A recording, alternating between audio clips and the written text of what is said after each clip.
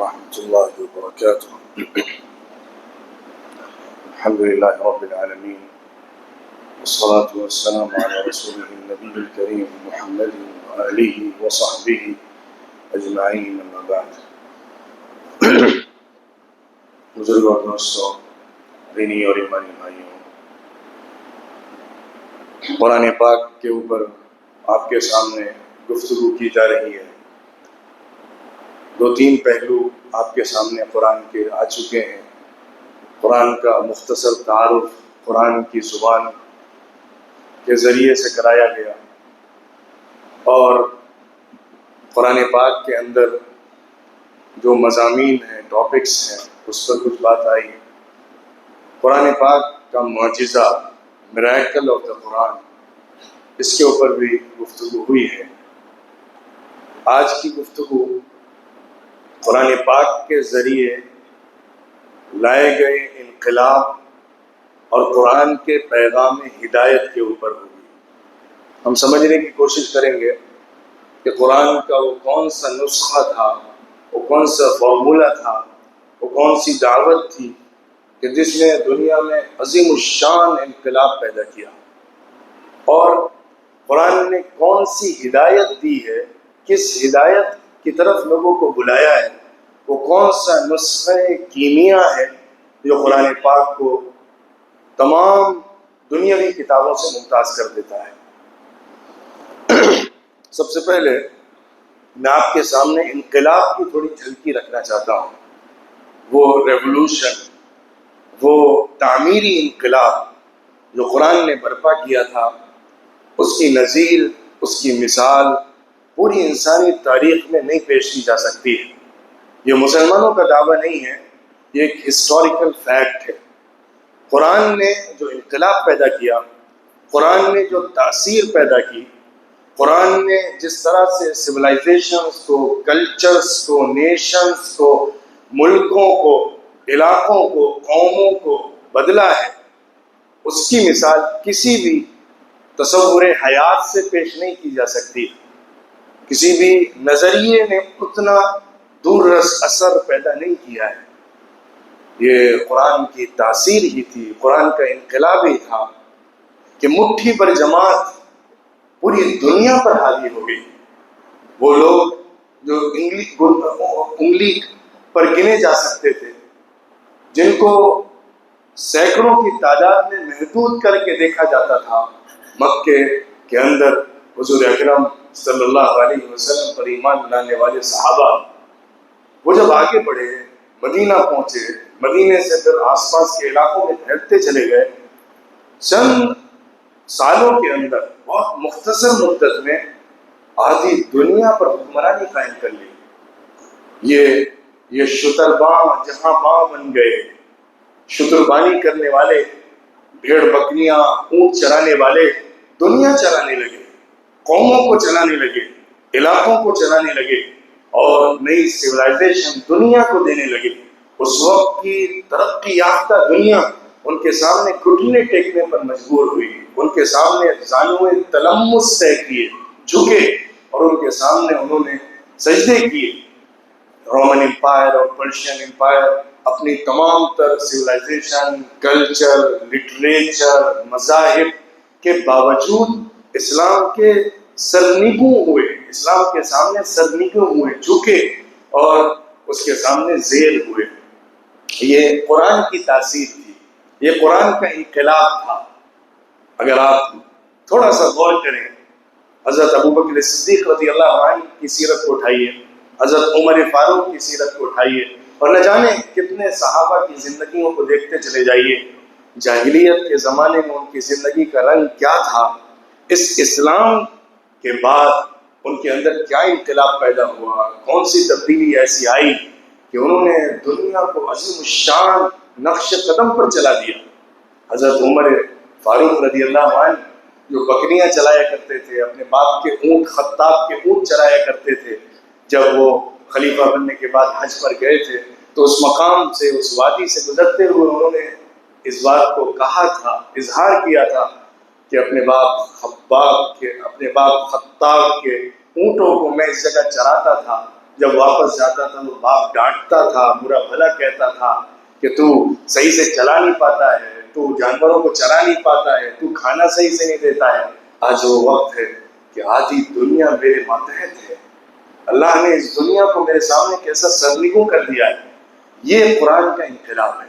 یاد رکھیے، انقلابوں کی تاریخ، ریولوشنز کی ہسٹری آپ پڑھیے، جو بڑے بڑے مذاہب آئے، سویلائزیشنز آئیں، بہت طاقتور قومیں آئیں جنہوں نے دوسرے علاقوں کو، قوموں کو کنکور کیا، فتح کیا، ان کی تاریخ میں اتنا صالح، پازیٹو، اتنا ہمگیر، کمپریہنسو، اور اتنا دور رس، اتنا ڈیپ، اور اتنا زیادہ لوگوں کی کلچر، ذہنیت، علم، عمل، طریقہ زندگی پر اثر ڈالنے والا کوئی انقلاب ثابت نہیں ہوا۔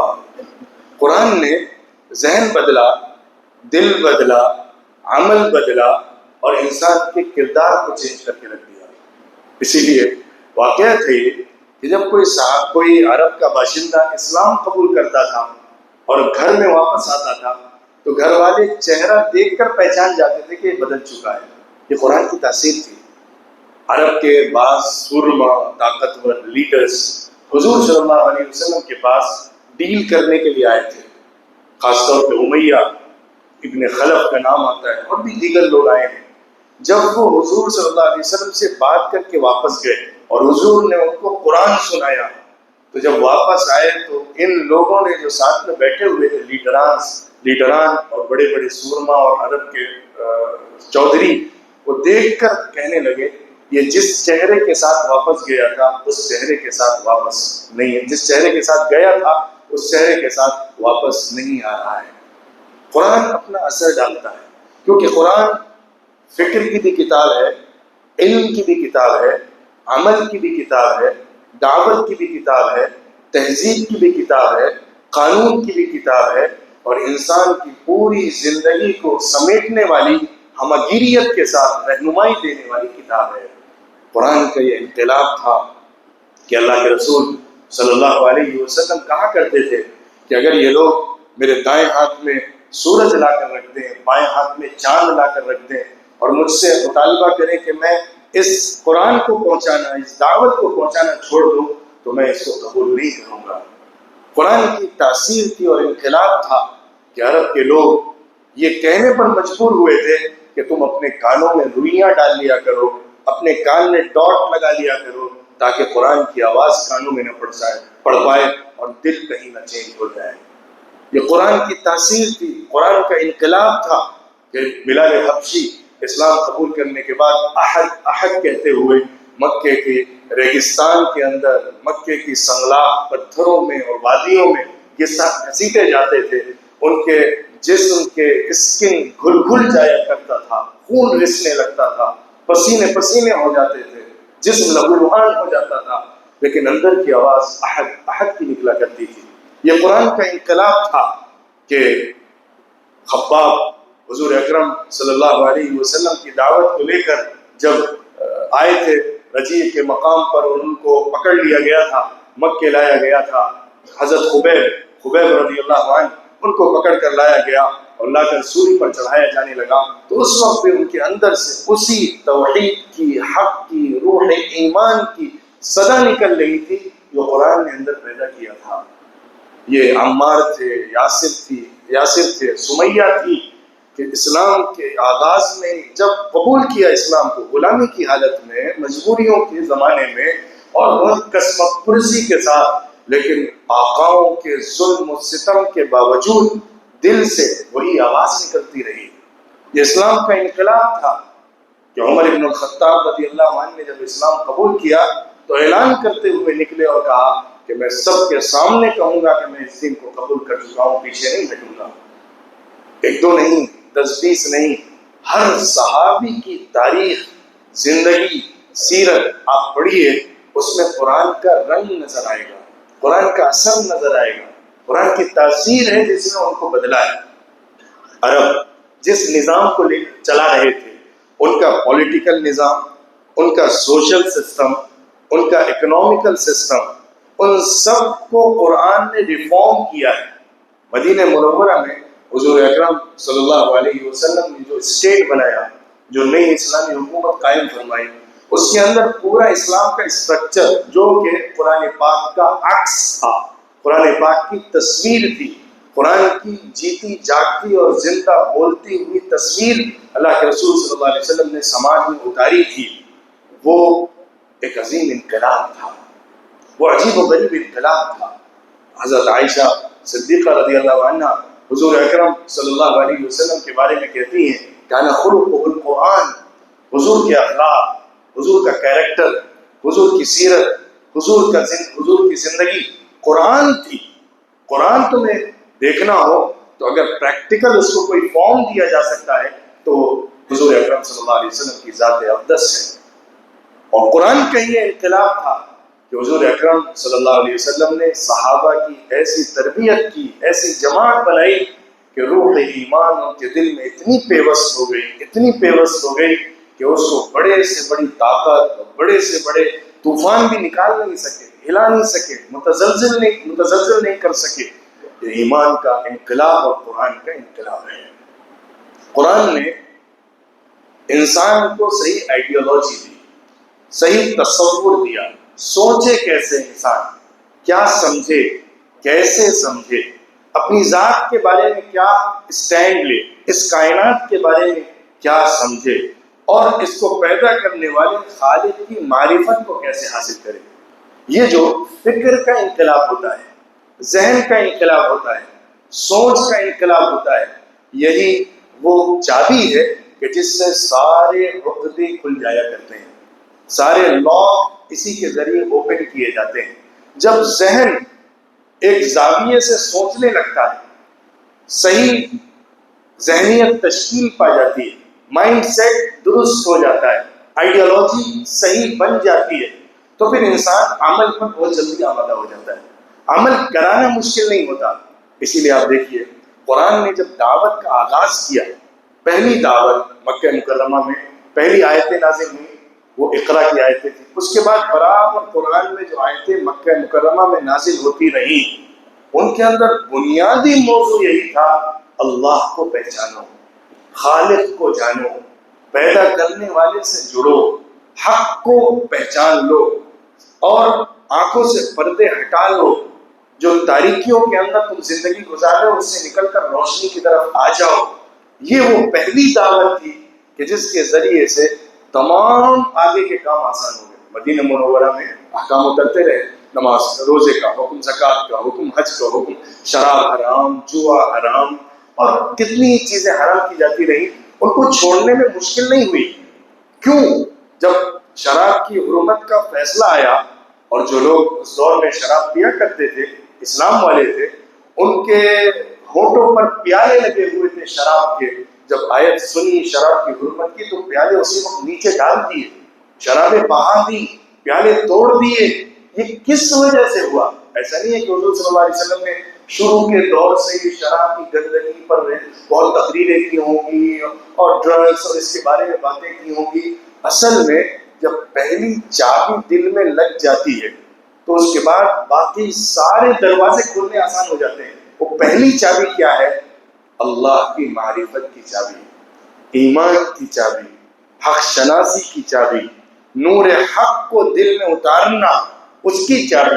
جب وہ دل میں فٹ ہو جاتی ہے تو اس کے بعد کچھ بھی کرا لو، جانے دی ہیں۔ صحابہ نے حضور اکرم صلی اللہ علیہ وسلم کے لیے فدا کاری کا وہ ثبوت دیا ہے، اور ایمان کی نصرت اور مدد کے لیے وہ قربانیاں دی ہیں کہ قیامت تک اس کی نظیر کوئی نہیں پیش کر سکتا ہے۔ قرآن کا یہی انقلاب ہے۔ اسی انقلاب کے ذریعے دنیا بھر میں ہر خطے، ہر کانٹیننٹ، ہر ملک کے اندر اسلام پہنچا ہے۔ جو لوگ یہ سمجھتے ہیں کہ اسلام تلوار کے زور پر پھیلا ہے، وہ تاریخ کو جھٹلاتے ہیں، قرآن کی دعوت کو نہیں سمجھ پاتے ہیں، اور سیرت کو پڑھتے نہیں ہیں۔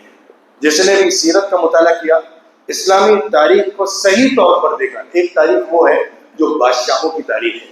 زیادہ تر ہسٹری جو ہوتی ہے نا، وہ امپائرز اور کنکوئسٹ کی ہسٹری ہوتی ہے، اسی کو ہسٹری کے نام پر پڑھا جاتا ہے۔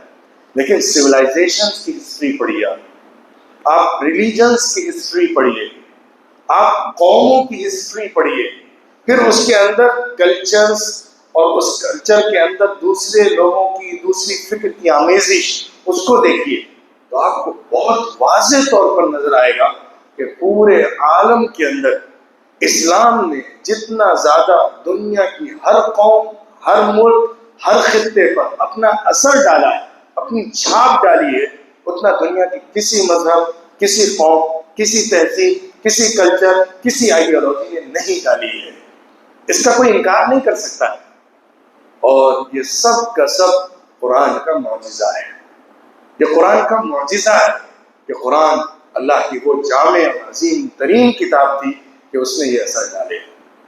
اب آئیے قرآن کی ہدایت پر گفتگو کرتے ہیں۔ قرآن آیا ہے ہدایت کے لیے۔ اللہ نے سورہ بقرہ کی دوسری آیت میں فرمایا الف لام میم ذالک الکتاب لا ریب فیہ، یہ کتاب وہ ہے کہ اس میں شک و شبے کی گنجائش نہیں ہے۔ اس کے بعد اللہ کہتا ہے ھدی للمتقین، یہ ہدایت ہے تقوی اختیار کرنے والوں کے لیے، بچنے اور پرہیزگاری کی زندگی اختیار کرنے والوں کے لیے ہدایت ہے۔ خدا کا لفظ قرآن پاک میں بہت جگہ آیا ہے، تقریباً خدا کا ورڈ قرآن میں 79 جگہ آیا ہے، 79 ٹائمز یہ لفظ یوز ہوا ہے۔ اور قرآن پاک کا یہ بھی اعجاز ہے، بات آئی ہے تو میں ذکر کر دیتا ہوں، قرآن پاک میں عددی اعجاز بھی ہے، یعنی نمبرز کا اعجاز بھی ہے۔ میریکل آف دا قرآن بہت اینگلز سے دیکھا گیا ہے، ان میں ایک نمبرز بھی ہیں۔ خدا کا لفظ قرآن میں جتنی بار آیا ہے اتنی ہی بار قرآن میں رحمت کا لفظ آیا ہے۔ خدا رحمت ہے۔ قرآن پاک میں 49 ٹائمز عقل کا اپنے مشتقات کے ساتھ، اپنے روٹ ورڈ سے نکلے ہوئے ورڈز کے ساتھ آیا ہے، اتنی ہی بار 49 ٹائمز قرآن پاک میں نور کا لفظ آیا ہے، عقل اور نور۔ قرآن پاک میں مصیبت، زحمت، تکلیف، آزمائش اور اس کے مشتقات، اس روٹ سے نکلے ہوئے متعلق ورڈز، وہ قرآن میں 75 بار آئے ہیں، اور 75 بار 75 ٹائمز قرآن میں شکر کا لفظ اپنے مشتقات اور متعلقات کے ساتھ آیا ہے، مصیبت اور شکر۔ قرآن پاک میں تقریباً 117 دفعہ جزا کا لفظ استعمال کیا گیا اپنے متعلق الفاظ کے ساتھ، جس کے معنی ہوتے ہیں بدلہ، کمپنسیشن، ریونج۔ اور اتنی دفعہ ہی نہیں، اس کے ڈبل ٹائمز مغفرت کا لفظ استعمال ہوا ہے، 234 دفعہ اپنے متعلق الفاظ کے ساتھ۔ اللہ کا بدلہ جتنی دفعہ آیا ہے اس کے ڈبل ٹائمز اللہ کی مغفرت کی بات کہی گئی ہے۔ اس طرح 20-50 مثالیں قرآن پاک سے نکالی جا سکتی ہیں، اور اس پر کتابیں بھی لکھی گئی ہیں اور لوگوں نے اس کو نوٹ کیا ہے۔ یہ قرآن پاک کا عددی اعجاز ہے، نمبرز کا اعجاز ہے، جو غیر معمولی اپنے اندر پیغام رکھتا ہے اور حقیقتیں چھپائے ہوئے ہیں۔ بہرحال خدا کا لفظ ہدایت، خدا کا لفظ 79 ٹائمز آیا ہے، اور دیگر الفاظ یہتدون، یہدون، یہدی، اس طرح تمام مشتقات کے ساتھ دیکھیں گے تو قرآن میں تقریباً 250 دفعہ اس لفظ کو استعمال کیا گیا اپنے متعلقات کے ساتھ۔ ہدایت قرآن کا بنیادی مقصد ہے، purpose of the revelation of the final book Quran is guidance. ہدایت کو ہم سمجھنے کی کوشش کریں گے، کیونکہ پورے قرآن کا مقصد ہدایت ہے۔ ہر ٹاپک قرآن پاک کا ہدایت سے ریلیٹڈ ہے، کنیکٹ ہوتا ہے وہ ہدایت سے۔ ہدایت کے 4 درجات ہیں۔ اگر ہم غور کریں گے، ہدایت کو سمجھنے کی کوشش کریں گے تو ہدایت کے بیسک مطلب ہوتا ہے کہ رہنمائی کرنا، راستہ بتانا، گائیڈ کرنا۔ اس کے 4 درجات نکالے جا سکتے ہیں۔ پہلا ہے ہدایت کا درجہ جو اللہ رب العزت نے تمام جانداروں کے اندر رکھا ہے۔ سبح اسم ربک الاعلی الذی خلق فسوی والذی قدر فہدی۔ اللہ کی ذات پاک ہے، تمام عیب سے صاف ہے، بہت بلند ہے وہ، اس کا نام جس نے پیدا کیا اور برابر جسم بنایا اور اندازہ طے کیا اور راہ عمل دکھائی. 4 لفظ استعمال ہوئے: خلق، سوا، قدر، ہدا.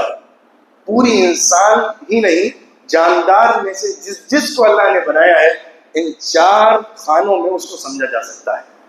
اللہ نے کریشن کا کام کیا ہے، پیدا کیا ہے، پھر پرفیکشن اس کے کریشن میں پیدا کیا. یعنی انسان کا ہاتھ کہاں ہوگا، ناک کہاں ہوگی، جسم کیسا ہوگا، شیپ کیسا ہوگا، روپ کیسا ہوگا. ہر مخلوق کو اللہ نے اس کے اعتبار سے بنایا. پرندوں کا شیپ الگ ہے، جانوروں کا شیپ الگ ہے، انسان کا شیپ الگ ہے. درند، چرند، پرند، حیوانات جتنے قسم کے ہیں، سمندروں میں رہنے والی مچھلیاں اور آگ میں جینے والی مخلوقات، سب کا شیپ اللہ نے پرفیکشن کے ساتھ بنایا ہے. تخلیق میں اللہ نے جو انسان کی ضرورت ہے، جس طرح سے اس کو ہونا چاہیے، اس کی خلقت کو ویسے ہی بنایا ہے. پھر اس کے بعد اللہ نے برابر فٹ کیا ہے اس کے اندر کے پوٹینشیل پاور کو. اللہ نے انسان کے اندر پوٹینشیل پاور رکھا ہے، جانوروں کے اندر پوٹینشیل پاور رکھا ہے. ہر ایک کے اندر ہمیں کھانے کی ضرورت ہوتی ہے، بھوک لگتی ہے. اس کے لیے ہم کیسے کھانا جمع کر سکتے ہیں، کیسے ہم کھانا جمع کر سکتے ہیں. اللہ نے ہماری فزیکل باڈی میں اتنی اسٹرینتھ رکھی ہے کہ ہم اپنی ضرورت پوری کر سکتے ہیں. جانور، اس کو اللہ نے جس شکل میں پیدا کیا ہے، وہ اپنی زندگی جینے کے لیے جن چیزوں کا محتاج ہے وہ اپنے جسم سے کر سکتا ہے. اللہ نے اس کے اندر یہ چیزیں رکھی ہیں. پرندہ اپنے کھانے کے لیے، پینے کے لیے، رہنے کے لیے، گھر بنانے کے لیے، اڑنے کے لیے، آنے جانے کے لیے، جن چیزوں کا محتاج ہے، سروائیو کرنے کے لیے، لائف گزارنے کے لیے، وہ سب چیزیں اللہ نے اس کے اندر رکھی. یہ قدرہ ہے. اللہ نے اس کے اندر اندازہ فٹ کیا ہے، اس کے اندر پوٹینشیل ایسا رکھا ہے کہ وہ سب کچھ کر سکتا ہے. پھر آخری بات، ہدا، راستہ بھی بتایا ہے، راہ عمل بھی دکھائی ہے. یعنی تمہیں کرنا کیسے، حاصل کیسے کرنا ہے. بھوک تو لگتی ہے، پیٹ بھرنا ضرورت ہے، لیکن پیٹ کس چیز سے بھرا جائے گا، کہاں سے کھانا لایا جائے گا. اس کے لیے اللہ نے انسان کے اندر ہی یہ ہدایت ڈالی ہے کہ وہ کہاں سے حاصل کرے چیز کو. ایک بچہ پیدا ہوتا ہے، پیدا ہونے کے بعد اس کو جب بھوک لگتی ہے تو وہ روتا ہے اور ماں کے سینے سے لگ کر وہ خاموش ہو جاتا ہے، کیونکہ اسے وہاں سے اپنی غذا مل رہی ہوتی ہے. اسے معلوم ہوتا ہے کہ مجھے اپنی ضرورت کو پیش کرنے کے لیے کیا کہنا ہے. اللہ نے ہر مخلوق کو اس کی زندگی گزارنے کے لیے جو چیزیں ضروری ہیں اس کی ہدایت کی ہے.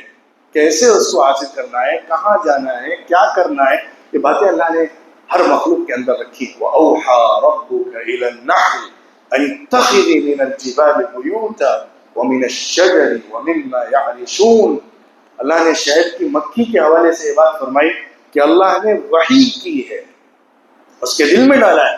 یعنی اس کے اندر یہ ہدایت اللہ نے رکھی ہوئی ہے کہ وہ گھر کیسے بنائے گی، کہ وہ اپنا ٹھکانہ کیسے بنائے گی.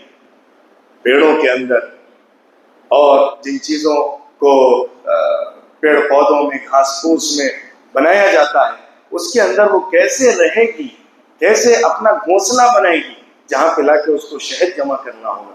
آپ غور کریے کون سی یہ ٹیکنالوجی ہے کہ جس کے ذریعے ایک شہد کی مکھی کو سمجھ میں آ جاتا ہے کہ مجھے اپنے شہد کو پریزرو کرنے کے لیے کیا کچھ کرنا ہے. کتنے انتظامات کرتی ہو، کتنے وسائل اختیار کرتی ہے، کتنے پروسیجر سے گزرتی ہے. یہ اللہ رب العزت کی وہ وحی ہے جو ہر مخلوق کو اس کی زندگی گزارنے کے لیے اللہ نے اندر کی ہوئی ہے. اس کو ہدایت کہتے ہیں. یہ ایک پہلی ہدایت ہے. پوٹینشیلی اللہ نے زندگی گزارنے کے لیے انسان کو جو راہ عمل بتائی ہے وہ ہدایت. اس کے بعد دوسری ہدایت ہے جو وجدان ہے. وجدان کا مطلب اندر کا ضمیر، اندر کی آواز، نیڈس، نیچرل نیڈس. ہمارے اندر خواہش ہوتی ہے، ہمارے اندر خواہش ہوتی ہے، بھوک کی خواہش، پیاس کی خواہش. یہ خواہش اندر سے پیدا ہوتی ہے، تبھی ہم اسٹرگل کرتے ہیں اور چیزوں کو حاصل کرتے ہیں. اللہ نے انسان کے اندر یہ ہدایت ڈالی ہے کہ اسے کس کس چیز کی ضرورت ہے، یہ اس کے اندر سے پیدا ہوتی ہے۔ یہ وجدانی ہدایت اور وجدانی رہنمائی ہے اللہ کی۔ اس کے بعد کا مرحلہ ہے جو حواس کی رہنمائی، سینسز۔ 5 سینسز اللہ نے رکھے ہیں۔ 5 سینسز کا استعمال کر کے انسان کو راستہ ملتا ہے۔ ہم سب جانتے ہیں علم کا ایک بڑا سورس ہمارے سینسز ہیں۔ ہم دیکھتے ہیں، سنتے ہیں اور چکھتے ہیں، چھوتے ہیں، محسوس کرتے ہیں، سونگتے ہیں۔ ان 5 سینسز کے ذریعے ہم چیزوں کے بارے میں جانتے ہیں۔ ہم سمجھتے ہیں یہ چیز اچھی ہے کہ نہیں، یہ چیز استعمال کریں گے، یہ چیز وائٹ دکھتی ہے، بلیک دکھتی ہے، کس کلر کی ہے، کس روپ کی ہے، کس شکل کی ہے، کس حیت کی ہے، اس کا پورا ہمارے پاس انفارمیشن اور علم آ جاتا ہے، پھر ہم اس کو استعمال کرتے ہیں۔ یہ ہدایت ہے جو اللہ نے ہم کو اپنے حواس اور سینسز کے ذریعے دی ہے۔ اس کے بعد تیسرا مرحلہ ہے کہ جس کے اندر ہدایت عقل کے ذریعے سے ملتی ہے۔ عقل، سوچنا، سمجھنا۔ عقل کا کام یہ، اس میں انسان دوسری مخلوقات سے الگ ہو جاتا ہے۔ اس کا کام یہ ہے کہ انسان نتیجے نکالتا ہے، ریزلٹس اخذ کرتا ہے۔ انسان چیزوں پر غور کر کے آخری انجام کو پہچان لیتا ہے۔ یہ عقل کا کام ہے۔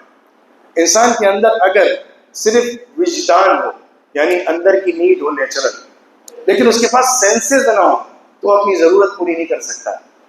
انسان کے پاس اگر سینسز ہیں لیکن عقل نہیں ہے تو وہ نقصان دہ اور فائدے مند کے درمیان فرق کر کے صحیح راستہ نہیں چن پائے گا۔ اسی طرح اگلا مرحلہ جو آتا ہے، اگلا درجہ جو ہے، اس کو آپ چوتھا درجہ کہہ سکتے ہیں اگر نیچرل نیڈ سے اس کاؤنٹنگ کو اسٹارٹ کریں گے۔ چوتھا مرحلہ جو ہے، جو ہدایت کا ہے، وہ عقل سے اوپر کا ہے۔ جس طرح ہمارے وجدان کو، نیچرل نیڈ کو سینسز کی ضرورت ہے ضرورت پورا کرنے کے لیے، اسی طرح سینسز کو عقل کی ضرورت ہے صحیح جہت میں چلنے کے لیے۔ بعین اسی طرح عقل کو صحیح ڈائریکشن میں آخری نتیجہ حاصل کرنے کے لیے ایک دوسرے علم کی ضرورت ہے جس کو ہم وحی سے تعبیر کرتے ہیں۔ عقل کو ضرورت ہے کیونکہ ہم دنیا کے اندر صرف محسوس چیزوں کو ہی، یعنی جو چیزیں 5 سینسز کے اندر آتی ہیں انہی کو اپنے عقل کے اندر گرفت میں لا سکتے ہیں۔ ہماری عقل ان چیزوں کو جو ان 5 سینسز سے باہر کی ہیں کبھی لا ہی نہیں سکتی، اپنے اندر سوچ نہیں سکتی، سمجھ نہیں سکتی، محسوس نہیں کر سکتی، اس کے بارے میں کوئی نتیجہ نہیں اخذ کر سکتی۔ لہذا اس کا بھی ایک دائرہ ہے، اس کی ایک لمیٹیشن ہے۔ اس کے باہر ہدایت اللہ کی وحی کی شکل میں آتی ہے۔ اللہ نے بڑی خوبصورت انداز میں قرآن پاک میں انسان کی تخلیق اور انسان کے زمین پر آنے اور زمین پر آنے کے بعد دنیاوی زندگی اور آخری انجام کو بیان فرمایا، سورہ بقرہ میں اور بھی دوسری سورتوں میں۔ آگے فائنل اللہ رب العزت نے جو کامنٹ کیا ہے وہ بڑا دلخیز ہے۔ قُلْنَا اهْبِطُوا مِنْهَا جَمِيعًا فَإِمَّا يَأْتِيَنَّكُم مِّنِّي هُدًى فَمَن تَبِعَ هُدَايَ فَلَا خَوْفٌ عَلَيْهِمْ وَلَا هُمْ يَحْزَنُونَ۔ تم سب زمین پر اتر جاؤ۔ اللہ نے آدم سے بھی کہا، حوا سے بھی کہا اور ابلیس سے بھی کہا زمین پر آ جاؤ۔ اس کے بعد اللہ نے ایک آخری کامنٹ اس کے بارے میں پاس کیا، ایک آخری فائنل حکم اس کے بارے میں بیان فرمایا کہ دیکھو میری ہدایت تمہارے پاس آتی رہے گی۔ جب جب میری ہدایت تمہارے پاس آئے تو جو بھی میری ہدایت کو فالو کرے گا تو یاد رکھنا اسے نہ کوئی خوف ہوگا نہ غم ہوگا، یعنی اس کا ٹھکانہ دوبارہ سے جنت ہو جائے گا۔ لیکن جو انکار کرے گا، جو ڈینائی کرے گا، جو اگنور کرے گا، جو جھٹلائے گا اور اس کو حق کو پیچھے ڈالے گا تو پھر اسے جہنم میں اپنا ٹھکانہ بنانا پڑے گا۔ یعنی ہم بتائیں گے تمہیں، وَلِكُلِّ قَوْمٍ هَادٍ، ہر قوم کے پاس راستہ بتانے والا آیا ہے۔ ہم بتائیں گے تمہیں کہ تمہیں کامیابی کیسے ملے گی۔ ہم بتائیں گے تمہیں کہ اس دنیا کے باہر بھی کچھ ہے جو تم نہیں دیکھ سکتے، نہیں سمجھ سکتے، اپنی عقل میں نہیں لا سکتے۔ ہم بتائیں گے کہ تمہیں دوبارہ سے جنت جانا ہے، تم وہیں سے نکل کے آئے ہو، تم اپنی عقل سے نہیں سمجھ سکتے۔ ہم تمہیں بتائیں گے کہ ہم نے تم سے ایک وعدہ کیا تھا کہ تم صرف میری عبادت کرو گے تاکہ تم اس کو یاد کر کے صرف میری طرف پلٹ آؤ. ہم تمہیں بتائیں گے کہ تمہاری زندگی کیسے صحیح بن سکتی ہے, کیونکہ ہم خالق ہیں, ہم نے تمہیں بنایا ہے, تمہارے اندر فیچرز رکھے ہیں, تمہارے اندر پوٹینشیلز رکھے ہیں, ہم جانتے ہیں کہ تم کیسے صحیح راستے پر چل سکو گے اور کامیاب ہو سکو گے. اللہ رب العزت کہہ رہا ہے کہ ہم خالق ہیں, ہم تمہارے لیے رہنمائی اور ہدایت کا سامان پہنچا رہے ہیں, اب تمہاری ذمہ داری ہے کہ اس حق کو قبول کرو, اس ہدایت کو لے لو. ہاں ٹھیک ہے, اس ہدایت کو کہ وہ ہدایت ہے کہ نہیں چیک کرنے کے لیے تم اپنی عقل کا استعمال کر لو. نبی کے برحق ہونے کے لیے عقل کا استعمال صحیح ہے, کیونکہ ہم جانتے ہیں کہ یہ نبی سچا ہے, یہ نبی جھوٹا ہے. کیسے؟ کیونکہ ہم اپنی عقل کا استعمال کرتے ہیں. ایک نبی ہے جو واقعی نبی ہے, وہ اللہ کی طرف سے ہدایت لا رہا ہے, معجزہ لا رہا ہے, اس کی زندگی بہت پاکیزہ ہے, صاف ستھری زندگی ہے, اس نے بالکل سچی دعوت لوگوں کے سامنے پیش کی ہے جو کامیابی کی طرف لے کر جا رہی ہے, بہت لاجیکل وے میں اپروچ کر رہا ہے, لوگوں کو سمجھا رہا ہے. وہ ایک نبی ہے جو برحق نبی ہے. دوسرا شخص ہے جو نبوت کا دعویٰ کر رہا ہے لیکن جھوٹا ہے, اس کی زندگی بھی گناہوں سے پاک نہیں ہو سکتی. نبی کی زندگی ایک گناہ سے, ہر ایک گناہ سے پاک ہوتی ہے, اس کی زندگی گناہ سے پاک نہیں ہو سکتی. اور وہ جس سسٹم دے رہا ہے, جو دعوت دے رہا ہے, وہ اتنی زیادہ پر اثر اور سمجھ میں آنے والی نہیں ہو سکتی. یہ عقل کے ذریعے حق کو پہچاننے کے لیے ہمیں اللہ رب العزت نے ترغیب دلائی ہے. اسی لیے تو اللہ نے کہا ہے قرآن میں غور کرو, تدبر کرو, کائنات میں تفکر کرو, دیکھو, رہنمائی حاصل کرو. اللہ نے اس کی دعوت دی. تو قرآن پاک کی ہدایت کو لینے کے لیے سب سے پہلی شرط یہ ہے کہ سچے دل کے ساتھ آیا جائے. اسی لیے جو پہلے میں نے پڑھی آیت سورہ بقرہ کی, ہدی للمتقین, تمہارے اندر جذبہ ہونا کہ میں اپنی زندگی کو صحیح راستے پر چلاؤں گا, تو قرآن کی ہدایت ملتی ہے. اور یاد رکھنا ایک اور بہت اہم بات یہ ہے کہ قرآن پاک نے جو ہدایت پیش کی ہے وہ ہدایت کا فارمولہ کوئی نیا نہیں ہے. قل ما كنت بدعا من الرسل وما ادري ما يفعل بي ولا بكم, میں کوئی ایک نیا نبی بن کر نہیں آیا ہوا ہوں. اللہ رب العزت نے جو ہدایت پہلے انسان کو آسمان سے نیچے اتارتے وقت دی تھی, بعینہ وہی ہدایت آخری نبی کے ذریعے بھی دنیا کو پہنچائی ہے. قل ان ھدی اللہ ھو الھدی, بتا دیجیے آپ, اللہ کی ہدایت ہی بس ہدایت ہے, اس کے علاوہ کوئی اور ہدایت ہے ہی نہیں.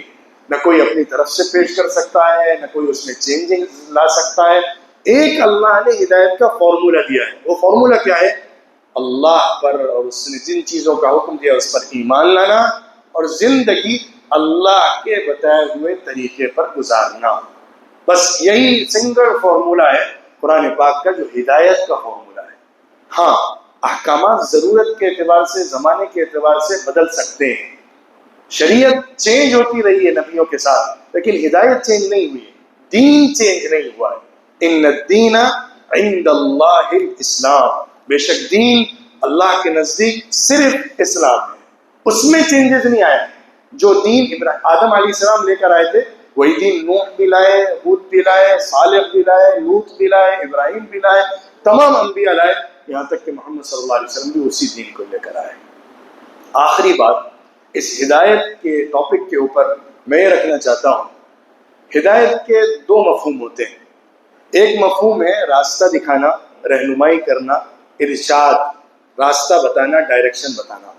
دوسرا مطلب ہوتا ہے توفیق دینا, یعنی دل کو پھیرنا, دل کو بدلنا, دل کے اندر حق کے نور کو اتار دینا.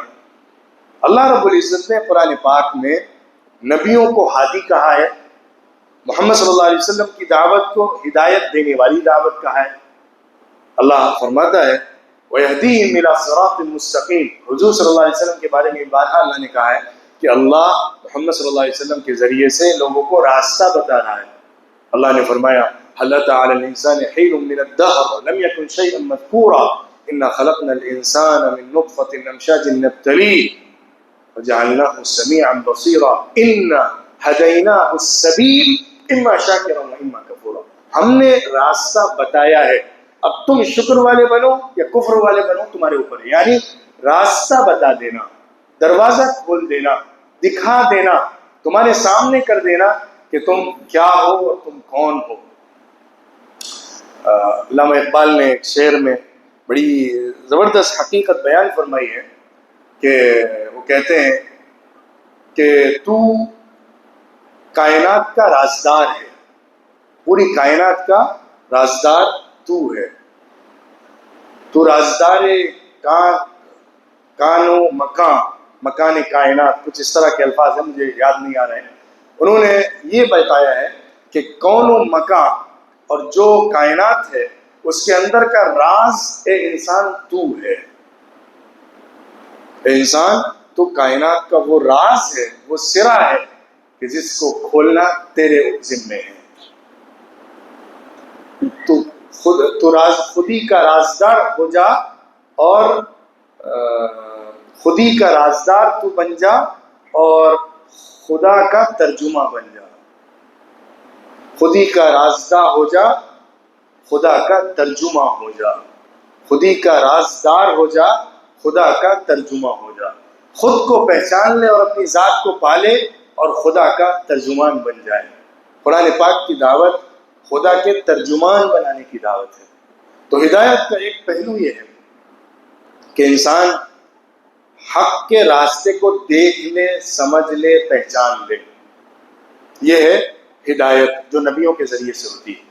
دوسری ہدایت وہ ہے جو صرف اللہ کرتا ہے، نبی کے ہاتھ میں بھی نہیں ہے۔ اس حقیقت کو بھی اللہ نے قرآن میں بیان فرمایا ہے، إِنَّكَ لَا تَهْدِي مَنْ أَحْبَبْتَ وَلَكِنَّ اللَّهَ يَهْدِي مَن يَشَاءُ۔ اے محمد صلی اللہ علیہ وسلم، آپ جس کو چاہیں اس کو ہدایت نہیں دے سکتے۔ آپ جس کو پسند کریں ہدایت دینا، آپ اس کو ہدایت نہیں دے سکتے، لیکن اللہ جس کو دینا چاہے گا اسے ہدایت دے دے گا۔ دلوں کا بدلنا اللہ کے ہاتھ میں، کسی انسان کے ہاتھ میں نہیں۔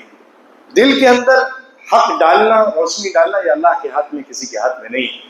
توفیق دینا یہ صرف اللہ کے ہاتھ میں، کسی انسان کے ہاتھ میں نہیں۔ راستہ دکھانا نبیوں کا کام ہوتا ہے۔ حضور کو بار بار اللہ نے کہا آپ پریشان مت ہوئیے، اپنے کو ہلکان مت کریے اور تکلیف میں مت پڑیے کہ لوگ ایمان قبول نہیں کر رہے ہیں۔ آپ کا کام نہیں ہے لوگوں کو بدل دینا، آپ کا کام ہے حق دکھا دینا، سچ سمجھا دینا اور قرآن کو پیش کر دینا۔ کس کو ہدایت دینا ہے یہ اللہ کا کام ہے۔ تو ہدایت کے یہ دو اور بھی درجے ہیں جن کو سمجھنا چاہیے۔ قرآن پوری کی پوری ہمارے لیے ہدایت ہے، یعنی قرآن پورا ہدایت ہے، رہنمائی دینے کے لیے، راستہ دکھانے کے لیے، لیکن کس کے دل میں ہدایت اتر جاتی ہے وہ صرف اللہ رب العزت کے ہاتھ میں ہے۔ ورنہ قرآن کے ذریعے گمراہی بھی ملتی ہے۔ اللہ فرماتا ہے قرآن کے ذریعے بعض لوگوں کو اللہ ہدایت دیتا ہے، بعض لوگوں کو گمراہ کر دیتا ہے۔